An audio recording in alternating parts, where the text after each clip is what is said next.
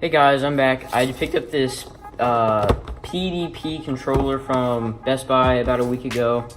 I'll have the link down in the description.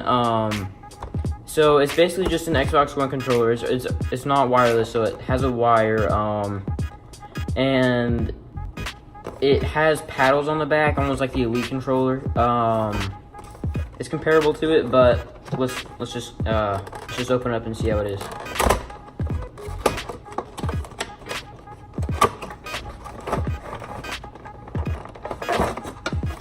Straight out of the box, there comes with a wire. I mean, it's pretty long. It's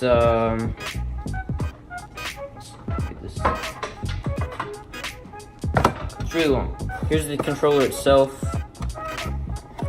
I got a regular Xbox controller right here. It has a charging on the back, so I can charge it without using batteries. So let's get this out of here.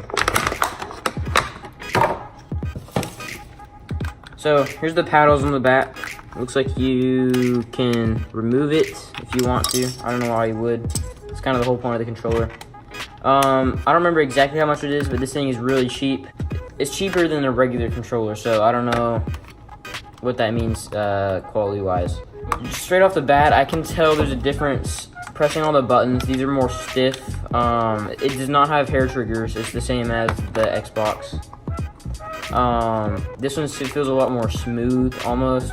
But other than that, I mean, these ones kind of get stuck for me. I've noticed that where I'm trying to switch like guns or something like that, and it'll get stuck almost.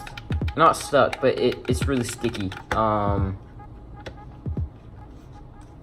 yeah, here they are side by side. If you want to look, it has a really nice camo skin on it. It has. So I don't have an Elite controller. All I have is this is the only one I've ever used, and then I just got this one, so I've been using for a week. And in my experience, this one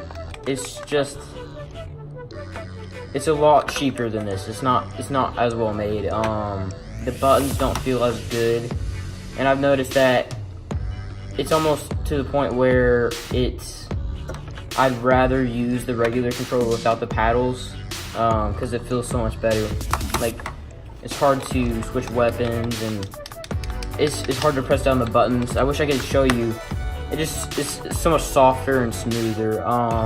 But this one, it does not have the bottom port to plug in stuff right here. It does have the headphone jack, but it does not have this port right here. So they incorporated this thing right here. So this little button right here, you press it 3 times and it mutes you. So your mic turns off, and then if you hold it and then press any of these buttons, it'll change like the mic stuff.